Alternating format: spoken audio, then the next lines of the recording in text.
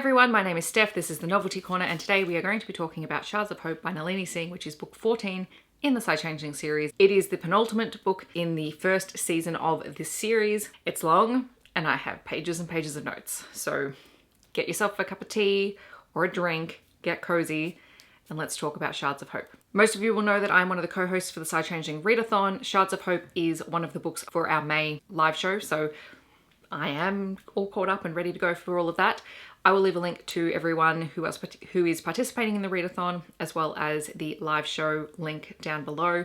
It's taking place at the very end of May. This video is going to be full of spoilers. I recap the entire book from start to finish. I did have a system, but honestly, as the books have gone on and gotten longer and longer, it's been kind of hard to stick to my regular system. So we'll see how I go. I'll talk about the main plot, and then there are a couple of little world building things and some fun things that I'll talk about at the end. This is another one of the books in the series that follows a Psy-Psy relationship. So the world that we are in is an urban fantasy paranormal romance world where you have three main groups of humans. You have humans, normal humans like us, changelings who can shift into an animal form, and you have Psy who have psychic abilities. So we are following the leader of the Arrows, which are kind of like the Black Ops soldiers of the Psy, and his name is Aiden Kai. It's a bit of a mystery as to why he's the leader of the Arrows, because most people know that he is a 4.3 telepath and a 3.8 MPsi, and that's quite low on the gradient for either of those skills, and so people are not entirely sure why he's the leader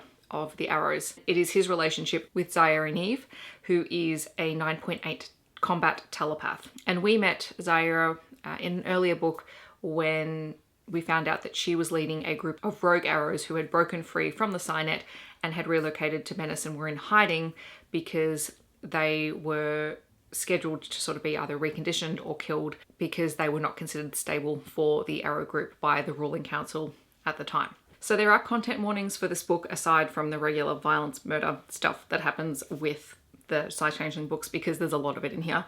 But there is also the abuse of a child by both parents and by teachers, because the Arrows are trained and conditioned in a very violent way, or have been in the past. And also there is mentions of suicide, and there is also, well, I did mention murder earlier, but there is a murderer who is taking place, so there is kidnapping and torture as well. So let's dive into the main plot. We open the book and it is 4 months since Silence has fallen. So Silence was the conditioning that the Psy had to keep their emotions in check, and Caleb decreed the fall of Silence at the end of Heart of Obsidian. We start off with Aiden waking up in a cell, not knowing where he is and being psychically blind. He's had something done to his brain and he knows it. He can't reach the Psynet, he can't access his powers, and he can't contact Basic, who is the Arrow's teleporter. He also realizes he's in the room with someone else, and that someone is a woman, and that woman is Ezrah, who is a close friend of his, and she was Aiden's choice for leading the Renegade Arrows in Venice, who left the Psynet. Zara was out of the Psynet for just under 6 years, but she has returned to it because she is trying to help Aiden with his new dream, with sort of freeing the Arrows from out of the confines of the council and building them into something new and something different. When he finds her in the cell, he realizes that she has been shot and that she's injured. It's in this scene that we also find out that both Aiden's parents were Arrows. So there was Marjorie and Naoshi, and they were leaders within the Arrows, and they were quite disappointed when their son turned out to be such a low gradient of telepath, because it's not usually what you want in an Arrow. But what they did train him to be was a bit of a sleeper agent within the Arrows, because they were already planning a coup way back when. They've also since left the Psynet and left him in charge of the Arrows. We find out that Aiden has not been fully silent his entire life, and that Zaira is very silent because she believes her mind is broken, and it is the only thing that's keeping her in check and keeping her acting like a civilized person. And it was at this point that it made me question whether or not this was in part kind of like a morality chain, a bit like Heart of Obsidian, because Zaira is very violent and she's very unpredictable, and she lashes out at people who are not her people. So part of me questions whether this is a morality chain where Zaira is the person who would do anything for her person but is prone to violence and unpredictable things if anything happens to them. I don't know. I'm still trying to decide. I don't know if it's a full morality chain or if it's just sort of aspects of it, but I think it might be. We learn that Aiden had routinely visited Zaira during her absence from the Psynet because her psych evaluations prior to her leaving the net suggested that she was very unstable, and he's been checking up on her ever since he met her as a child. We then go into the interrogation. The interrogation starts in the cell, and we find out that there are humans and Psy who are involved in this interrogation, and that they plan on using Ezrah to exploit Aiden because they know that he cares about her and that he probably will react to a woman being beaten up rather than himself. Of course, they manage to fight their way out because they're amazing, despite the fact that Ezrah is injured and she encourages him to leave because that is the sensible thing to do.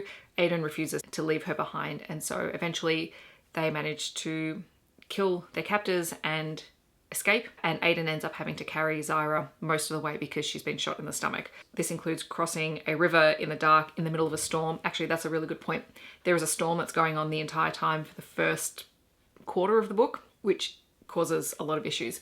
So he's carrying her through the storm in the middle of nowhere. They don't know where they are, and eventually they sort of outrun their captors, and they discover that they've both been implanted with some kind of tech on their brainstem that is designed to block their psychic abilities. So with a small medical kit that they managed to steal from the facility on the way out, Aiden performs brain surgery, kind of, to remove the chip from Ezrah's brain, and they do this during a break in the storm, and then eventually Ezrah also removes the chip from Aiden's brain as well. Of course, while Ezrah is doing that, we're also crossing to the antagonists in the story, who are as yet unnamed, who are trying to decide whether or not they're actually going to terminate Ezrah and Aiden, because the implants also function very similarly to the Protocol 1 implants from way back earlier in the series, and they sort of had a kill switch embedded in them. Their captors are waiting for a break in the storm so that they can actually get a signal in order to initiate the kill switch, and Ezrah manages to get Aiden's out in the nick of time. Meanwhile, Vasek and Caleb, who have been looking for Aiden because they know he's disappeared but they can't find him, have realised that they can't teleport to find him, but they also find out that humans and Psy are both responsible for this disappearance. Aiden and Ezrah continue to try and get further and further away from where they were held, and Ezrah ends up seeing these giant footprints in the mud, and Aiden realises that they must be in some kind of changeling territory, and so he calls out for help. And then sort of both of them pass out, because what Ezrah doesn't realise is that Aiden has also been shot in their attempt to escape. So they're both injured, they're both travelling this distance, and they collapse, and then they are rescued by Remy, or Remington Denier, who is the alpha of the Rainfire pack. Now, we've heard that name before because Remy's pack was mentioned, I think, by Dev when he was asking information about how changeling packs are set up, because he wanted to know whether the Rainfire pack had set up in the territory legally. And we find out that they had, and that Lucas was Remy's mentor in terms of becoming an alpha and setting up his own pack. So the Rainfire pack is located in the Smoky Mountains. Remy is the alpha. He has a healer whose name is Finn, who we had seen in one of the novellas, particularly with Tamsin. And he also has an assistant healer whose name is Hugo. And we also meet 3 of the Sentinels. So there is Angel, who is a tiger shifter, and Lark and Theo, who I believe are cousins. So the majority of the pack are leopards, with the exception of Angel, who's a tiger. Honestly, one of my favourite things about this series is how much time we spend with different changeling packs, because not only do we see the Rainfire pack, but later on we also get to spend more time with Black Sea, and I'm living for it. So Aiden eventually wakes up in Rainfire territory. Ezrah is still unconscious, and he meets and talks with both Remy and Finn. And while Ezrah is unconscious, she dreams of her childhood in Jordan. And we find out that her parents knew that she was a very high-grade telepath, but rather than hand her over to the Council on the Arrows at a young age, they decided that they wanted to try and use her powers for themselves. So they kept her, they imprisoned her in their own psychic shields, and they tortured her to try and break her so that she would be pliable for them. So she had a horrific childhood, and then she was taken as an arrow, and then the arrows themselves trained their young in a very similar way to break them, to make them malleable and controllable. So she's had a horrific past. We know this. There's always one of the partners in these books who just has some horrendous background. When Ezrah wakes up, Aiden and Ezrah update Rainfire on everything that has happened, and then they are given sanctuary within the pack because it is still raining. It is very hard for people to come and go because it's kind of like a freak storm that they've not really seen before. And the roads and the mountains are just unpassable at the moment, especially since no one can locate Vasek and Aiden because of the damage that was done to their brain. So they don't know whether it's permanent or whether it's just going to take a longer time to heal. They're given an area that they can use as their own, and we find out that there is some kind of relationship between Aiden and Zyra, and it may have been unspoken, but it's always been there. And at one point they hold each other, and we learn a lot of things about it, like the fact that Zyra is very possessive over Aiden. He's her person and that's it for her. And she also really likes shiny things. And as they were escaping captivity, he gave her his leather coat to keep her warm. And her basic inner monologue is he's never getting the jacket back. She promises to let him borrow it, but she's keeping it because it's hers. So once she collects things, she keeps them, and she's collected him as her person. I'd forgotten how much I liked Zyra. I don't find her a prickly heroine. I think I find her someone who has had a traumatic past, who clings to things and knows what she wants, even if she doesn't know how to go about expressing that in her way. But anyway, she likes shiny things. And she likes Aiden a lot. They have a discussion around the direction that Aiden is taking the arrows in, and Aiden wants them to have change in their life. He wants them to be free to have families and relationships and to be better than what they were trained to be. And Zyra points out that he actually needs to lead that by example, because even though Vasek has done that with Ivy and has set up a life, Vasek isn't the leader of the arrows. They actually need to see Aiden do it.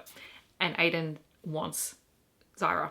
That's it. They're their people from the get-go. Meanwhile, Zyra thinks that she's the wrong choice because she's unstable and unpredictable, and it wouldn't look good for Aiden to be in a relationship with her. Of course, he doesn't care about any of that. Aiden's disappearance leaks into the net, and we also meet another arrow, Blake, who has psychopathic tendencies, and he has this minor little subplot running through the story, which doesn't really impact the story greatly insofar as anything, but it does show sort of the different leanings of different characters. And he has previously been kept in check by Silence and a mysterious benefactor who managed to find ways for him to indulge his murderous impulses.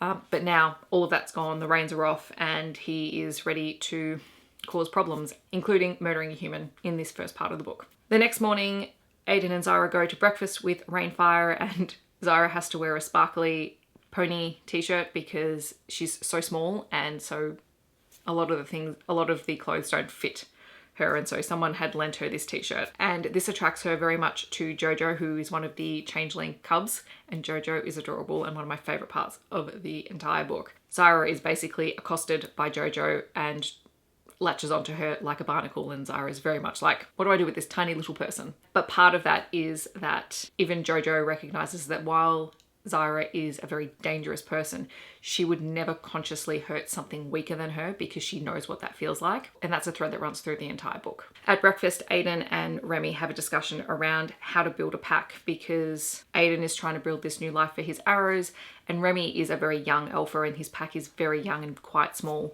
And so they talk about it, and Remy gives Aiden a lot of advice, and Aiden also asks how you discipline the young without hurting them. And I really liked that discussion because that's been an ongoing thing, obviously, that the Psy as children are treated in a very, very different way to everyone else, and it's cruel or it's violent or something like that. And Aiden doesn't know any different because that's the way that he was raised. And he knows that he wants to do differently, and so he's looking for a better way. In a lot of senses, he's beginning to see that the arrows are a pack, and he's turning to a group of people who function that way because they can offer advice. In return for the hospitality being shown to them, Aiden and Zyra offer to train some of the Rainfire soldiers and also older juveniles. And then after that, there's a really cool scene where Jojo comes and finds Zyra and takes her to play. And so the Rainfire pack have this sort of like a gym area, so there's things that all the changelings can climb over, including a climbing wall, which Zyra manages to scale all the way to the top, injured and without her powers. And when it's all said and done, everyone's amazed because the climbing wall is actually designed for changelings with claws, and she did it without claws and she did it without her powers.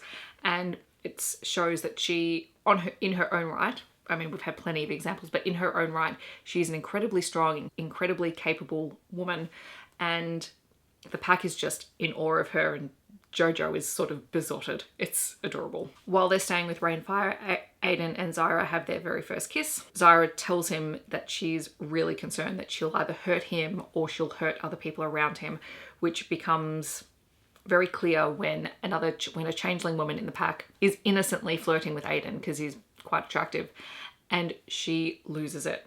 She nearly attacks the woman, and Aiden has to sort of pull her off and get her out of the area because she would completely undo all of the work that they've done building an alliance with Rainfire. At the same time, we sort of cut back to Blake, who ends up finding an unwitting accomplice. So he is searching for someone who is submissive and compliant, and he finds that in a young Arrow trainee called Beatrice Galt, who sort of fades into the background. Most people don't even remember her. Her trainers don't remember her, and she's just sort of scrapes by. She's very average. And he recognizes that, and he manages to lure her in with compliments and by offering to give her extra training, and he's hoping to draw her into his web because that's what he gets off on. The storm finally breaks, and so Aiden and Zyra and Remy go back to where they were held, and they begin to look for clues. And also at this point their connection to the Psy-Net comes back, and so Caleb and Basic are also able to find them and help with the search. And then as they have to begin to resume their normal life, Aiden hands off the investigation into who was actually holding them captive to one of the other Arrows, Axel, and gets on with the sort of day-to-day stuff that he's doing, including building up and finding a way to create a home for the Arrows. He also finds out that Edward, another one of the older Arrows who was not coping in a post-Silence world, has committed suicide, which affects him deeply. And as a result, he begins to check in on all of them because he knows that some of them are struggling, and he needs to not only build a new space for the youngest Arrows, but he also needs to find a way to make it also a safe space for those who are so deeply ingrained in Silence and who need that support. He also meets with Walker Lauren to sort of discuss how they're going to begin to train the youngest Arrows, and Walker suggests that they create family groups. So they pair up younger Arrows with older Arrows and try and create family units so that there is some cohesion and stability, and everyone's got people that they can trust or they can confide in. And he also suggests that they look at including some human teachers so that the Arrow children learn other skills outside of what they're used to learning. And Walker himself offers to help teach some of the children too, because he was a teacher he used to train Arrows. And it's at this point we realize that Aiden and Walker have a really unique relationship. Walker considers Aiden like a son. They've always been really close, and Walker has always known exactly what it is about Aiden that makes him special. And so they have a really beautiful relationship, which I quite like seeing, because we've had Walker pop up in stories, and we did have his romantic subplot in Kiss of Snow, but here I think you get to see who he is beyond the relationship and as a character in his own right, who was someone quite important in the Arrow structure. Aiden calls a meeting with all of the ranking Arrows in his team, plus Walker and Judd, and they come up with a plan. So they're going to build, kind of like in Shield of Winter, where they built a compound for all of the Esai. They're planning on doing something similar for the Arrows, so that there will be houses and it will be laid out in a less sort of sterile environment. It won't be bunks and things like that. It'll be actual homes where people can live and come and go from, and it'll be in a safe place, and it will help to foster some of those things that he learnt from Remy. And that's a running thread throughout the story. They're constantly revisiting the construction of this site and how it impacts and affects all of them, and how the youngest Arrows interact in that space as well. Zyra returns to Venice and the Arrows that she left there, and she finds someone belittling Alejandro, who is a really broken Arrow who was really messed up by Jax. So that's a whole other side plot from previous books, but he really struggles to maintain his control, but he imprinted on Zyra, and so he listens to her and he trusts her, and she is fiercely protective of him. And so this person belittling him really sets her off, and she nearly beats him to death until Aiden pulls her off of him. And this is where sort of that morality chain sort of stuff comes in, because she's fiercely protective of people who she cares about. A lot of this story we spend jumping around from the Arrow compound to Venice, which, you know, they're psychics, they have teleporters, so that all makes sense. After she loses it in Venice, she ends up back at the Arrow compound. We find out that Blake is continuing to groom Beatrice, and that whenever Zyra sees Blake, she feels like her skin is crawling. So she knows that there is something not quite right. And most of the Arrows do know that something's not quite right about him, but they've never been able to catch him doing anything, because they would hunt down one of their own. So we know straight away that she is very uneasy around him, and this comes into play a little bit later on. Zyra is watching some of the construction of the new homes for the arrows, and while she's watching it, one of the youngest arrows teleports in because he also wants to see it, which is sort of against the rules. But he has a conversation with Zyra and they talk about it, and he's really excited about all the changes that are happening, and then he gets really fearful that he's going to be punished, and he's going to be punished violently. And she takes a leaf out of Remy's book and she chooses a punishment that is fitting for a child based off his things. So she ends up giving him extra homework and sitting him in timeout before he can go back. And he's really surprised by this, and she's really surprised that she figured out what it could be. And then when he's done, she actually walks him back to where he's supposed to be, and it's seeing that slight change. And the way that she interacts with the younger kids is also really fascinating, because she does have a really soft spot for children and for making sure that they're safe and for developing a safe space for them to grow and learn themselves. Zyra also suggests that the older Arrow teenagers be included in the family groupings that they're considering, and she does this after she has an encounter with Beatrice, who is so timid in her contact with Zyra that Zyra can't even remember who she is until she looks up information about her training and her scores and things like that. And so she asks Walker and Christabel, who are organising the family groups, to consider putting Beatrice with Zyra, because is almost disappointed in herself that she didn't even know who this girl was. And that's before she's seen anything to do with what's going on with Blake. And she's really desperate to give this girl something that she didn't have herself as a teen. Meanwhile, the Venice facility where the Arrows are living is attacked by water changelings, and Judd, Hawk, Riaz, Lucas and Nate meet with the Black Sea representatives. So Mayan, who is the Black Sea Alpha, Malachi, and also, well, what's his name? And also Griffin. They find out that the water changelings that attacked the Arrows were disconnected members of the pack who hadn't been heard from in a long time. Their names were, one of them was Jim, and there was Olivia, and that Olivia's daughter Persephone is missing and her partner is missing as well.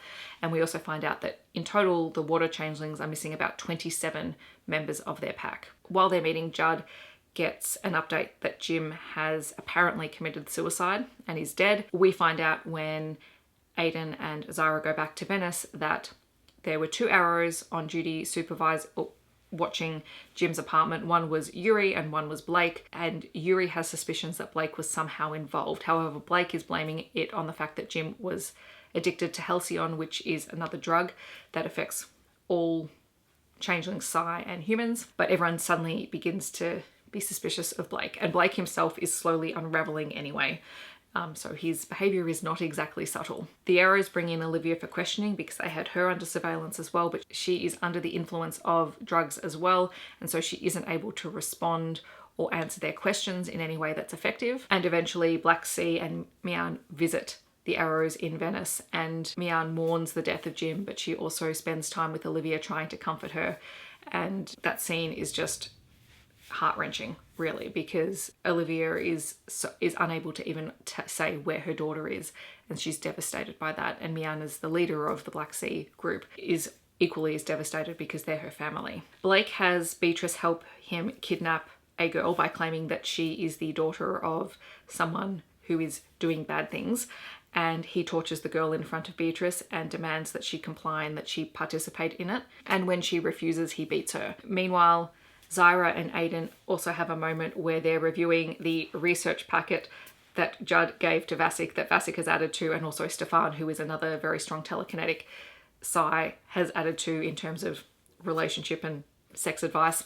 And they read it together, and then they start experimenting together.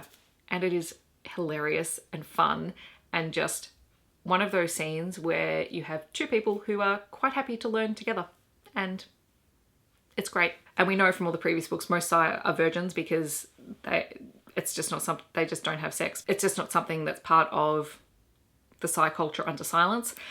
So they have sex for the first time, and it's great because there's lots of communication and there is lots of consent all the time. Loved it. And I think that's the big difference between these later books and the earlier books, which was still fine. There was nothing truly questionable in it. But particularly with the Psy characters, there is always a lot of talk around consent, especially in the second half of the series. Later on, Aiden offers to assist Black Sea in trying to find the missing child Persephone, and Mayan and Zyra seem to have this connection. They're very similar, very strong female leaders, very strong female alphas, and Aiden suggests at one point that Zyra try and cultivate that relationship, that friendship, because he knows that Zyra needs other people in her life. Back training the arrows, Zyra watches Beatrice in training and realizes that she has been beaten, and tries to find out what happened. Blake, meanwhile, sees Zyra talking to Beatrice and decides that now is the time to run because his cover is about to be blown. As a result of Beatrice talking to Zyra, the arrows find the girl that he had kidnapped before she dies and save her. Blake goes into hiding. I'm pretty sure Blake goes into hiding in New York City, and the arrows begin a manhunt for him because they don't need a loose cannon running around with his skill set. Aiden asks Remy for a favor, and the two of them start organizing these Psy and Changeling kid playdates to teach the very young arrows how to play. And JoJo's involved in that, and it's very, very sweet. She's teaching a Psy boy how to play catch. And then the suggestion is made that perhaps they should ask if Sienna would be willing to talk to the Psy teenagers because they don't really have anyone their age to talk through issues and things to do with hormones, whereas Sienna is much closer in age and she has far more experience than many of the adult arrows do. Meanwhile, and I'll talk about this in the world building a little bit more, but Aiden begins to realize that there's been a series of events that have been designed to destabilize tentative alliances between various groups, and he begins to piece them together and start to make those connections and contact everyone else. And one of the things that you realize if you've read sort of the last 3 or 4 books is that Aiden is very, very savvy in terms of recognizing these sorts of things. He was responsible for the setup of the Psy Union. He was the one who suggested all of that. He thinks in a very political way without being a politician. And so he picks up on all of this and he begins to realize and start to talk to all of these groups to try and find out exactly what's going on and how they're dealing with it. Aiden and Zyra end up in New York, and while they're there, they're attacked. Aiden is injured and Zyra reacts really badly and he has to pull her off of someone, and then she starts beating him up because she's just lost in this rage. And Aiden never hurts her. Even when she is beating him up, he refuses to actually hurt her or hit her or anything like that. And his reasoning behind it is that she has been beaten so much in her life that he refuses to participate in it. To get them out of the situation, Bassik teleports them somewhere else so that she has time to calm down. And eventually, once she realizes all of these things, she has a complete breakdown. She's in tears and she can't stop because she's never cried for herself or for the things that she's lost or for the things that happened in her past and her trauma. And she just lets it all out, and Aiden stays with her the whole time. And that's another heart-wrenching scene because she's been through a lot. While this is going on, Nikita is shot, and so a whole lot of the arrows and other characters are involved, including Bassik and Caleb, who begin to investigate who is behind the shooting. To try and solidify their relationship, Aiden gives Zyra this ruby diamond ring, which she loves because shiny. And in order to create stronger ties with Black Sea, he also releases Olivia back to her pack and to the care of her packmates. And after her breakdowns, Zyra goes to Ivy and asks for her help in how to control and manage her anger. There's a gorgeous scene where Aiden ends up playing soccer with the very young arrow kids who are just learning how to play that game. And then you have a little 6-year-old arrow girl, Carolina, who is a very strong combat telepath, who just walks up to Aiden and asks him for a hug after she sees that Zyra goes to him for comfort. And the whole thing has this spiral effect where suddenly all of these kids just come to see Aiden and they want to talk to him, or they want to hug, or they just want to be around him, which is something that is very unusual for the arrows because everyone is usually quite stoic and separated. And you just sort of see these ripple effects from everything that they're doing. And it starts with Aiden and Zyra. Even if Zyra doesn't think that she is part of the reason for it, she thinks it's Aiden. And mostly, and in a lot of ways, he's probably the bigger part of it, but she is also contributing to it. And it's just gorgeous. Meanwhile, Blake tries to negotiate with his mysterious benefactor, who I don't even think we figured out who it was. I can't remember. But he tries to negotiate an extraction from New York, and then he ends up being poisoned and he dies, and that's the end of Blake. So, as I said, like, it's not a huge thing, but it does sort of just thread into some of the other storylines as additional information. Zyra gets an invitation to visit Black Sea, which is very unheard of for arrows, or just anyone in general. Black Sea is very secretive. And the ruling coalition, which is the new Psy Council that has representatives from most of the major Psy groups decide to make a public appearance and to talk about everything that's going on. They decide that Anthony is going to be the spokesperson because he's very approachable. Aiden and Zyra go to the location to scope it out and to check for security issues, and they're attacked there, and it is then that Aiden has to reveal his true powers, which is the fact that he is something that they term a mirror telepath, which essentially means that he can draw on the strength of the powers of the people that he's closest to. So in this case, his sort of Arrow leadership group. He draws on their powers, basically makes him the strongest Psy out there, and he can use all of these powers to create incredibly strong shields. And it's just a really cool scene. It's a really great description in the book, so it's well worth checking out if you haven't read it. I don't do it justice when I explain it, but he is one of the most powerful Psy, to the point that Caleb is really annoyed that he didn't know what Aiden's true capability is, and he's wondering if he needs to kill him because he's potentially a threat. Meanwhile, Sahara's like, he's not trying to take over from you, Caleb, it's okay. But Caleb is slightly concerned, and when Caleb's concerned, bad things tend to happen. Sorry guys, I've been talking for so long, my battery died, so we've just switched that over. Aiden uses his powers in public. People begin to see exactly why he's the leader of the Arrows, because he is incredibly powerful.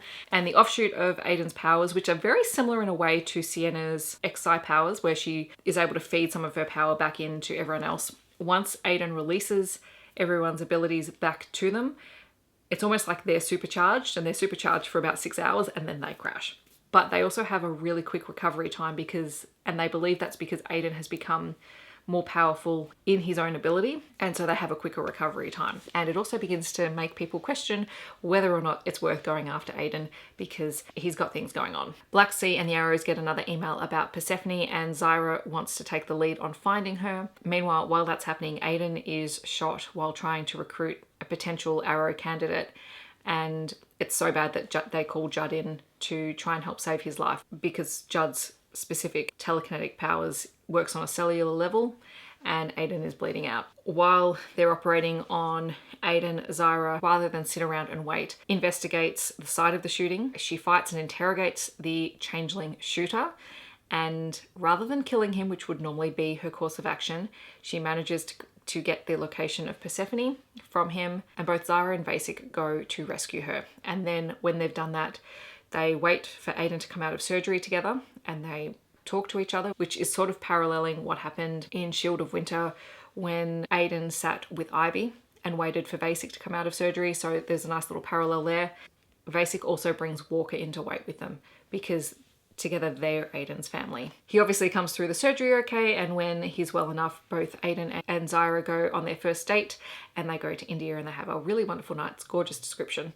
Zyra is the one to ask Aiden to marry her, and they have a psychic bond, and it's beautiful. And then at the very end of the book, it is Aiden who proposes the Trinity Accord, which is an agreement between the humans of Psy and the Changelings, and that is the foundation for the Psy-Trinity series. And that is the end of the main story plot. Some of the things that happened in the greater world building, while Zyra and Aiden are missing, we have some scenes where Basic and Ivy go to Venice to check in on Zyra's arrows, particularly with Alejandro, who, as I mentioned earlier, can be quite unstable without Zyra around, and he's not reacting well to Zyra being missing, and so Ivy has to calm him down enough that they can sedate him because he's a danger to himself and to others. I mentioned that there's a lot of plots throughout the story to sort of destabilize the alliances between various people, so some of them include people driving a wedge between the Human Alliance and the Changelings.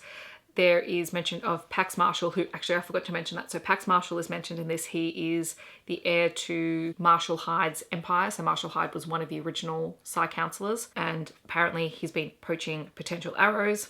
And also he apparently nearly kidnapped 5 of the Forgotten Children, which then causes a rift with the Shine Foundation. And also Faith has a premonition that Ming is about to kill an entire family of Psy because he believes that one of them is because the patriarch of that family is a traitor, but his information is wrong. Faith and Anthony warn Ming of that before he can make that mistake. Editing Steph here. I also forgot to mention that on top of Pax Marshall being introduced, we also get the first mention of Payal Rao, who is actually the heroine in Last Guard, which will be book 20 in the Psy-Changeling series, and I'd completely forgotten that her name had come up in here, and it's just mentioned that she's an up-and-coming power within the Psy because she comes from a very powerful family, but she's first mentioned here.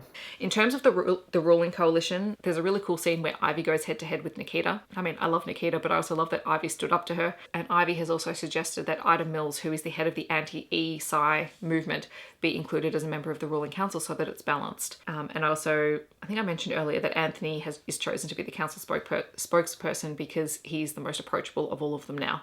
There is a little scene between Silver and Ina Mercant, and Ina is the head of the Mercant family. She's the matriarch, and she's grooming Silver to be her heir to that.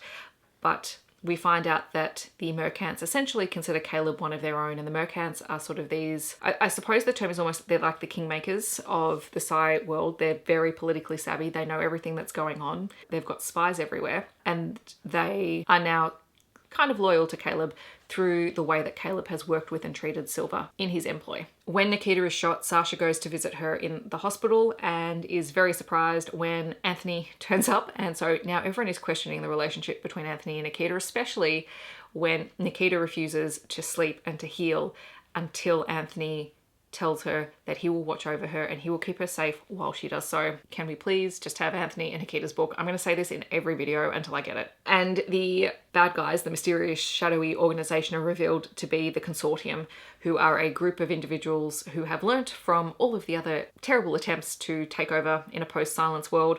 They keep their membership very secret, and their plan is to destabilize the world post-silence and to take power for themselves.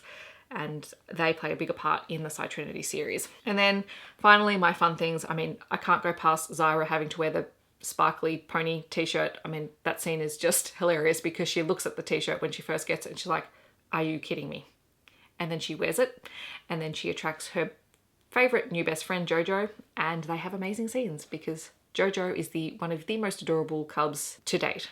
So she's going on my list of future spin-off books that I want to see with the Changeling children. She's way up there because she's amazing. I really love that Aiden and Remy spend so much time comparing notes on being alphas of a pack, and I love that Remy basically calls them remedial alphas because Remy became an alpha quite late, so he's still learning lots of things, and Aiden is also learning things quite late, and so their running joke is that they're remedial alphas and they're remedial alphas together, and I think that's fantastic. And then finally, because I never have a fun thing scene if Judd's in a book without having a fun thing that involves Judd, there is a really gorgeous scene where he and Drew are basically watching over the cubs in Snowdancer territory, and they're just talking, and it's just a really lovely scene to see these relationships and also to see the way that these two interact with the youngest members of their pack, because there is nothing more adorable than very powerful men sitting there being absolute cinnamon roll sweethearts with children and playing games with them. I'm just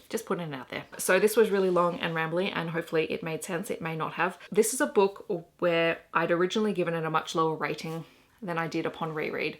Upon reread, I actually think this is one of my favorite books because it's not often that you get a kind of morality chain with a female character, and I loved that. But I also loved how patient Aiden was with Zyra, and I loved that Zyra was willing and determined to do everything that she could to protect her people. And then she began to expand that, and she began to see that it was okay to do that. And I also really love the connection that she makes with Black Sea, because we begin to see Black Sea appearing more and more often.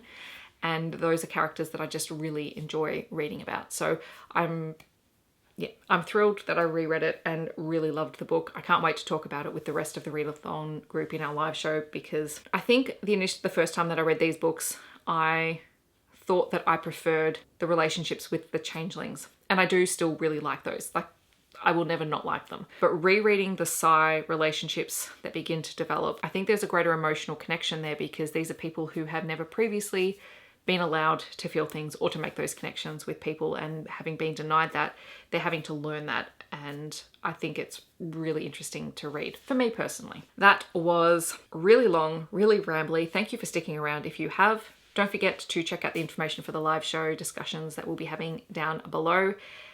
If you've read this book, I would love for you to chat to me about it in the comments. Otherwise, feel free to leave me a paw print emoji in the comments to let me know that you were here. I hope that wherever you're in the world, you are staying safe and healthy, and I will see you in my next video. Thanks so much for watching. Bye, everyone.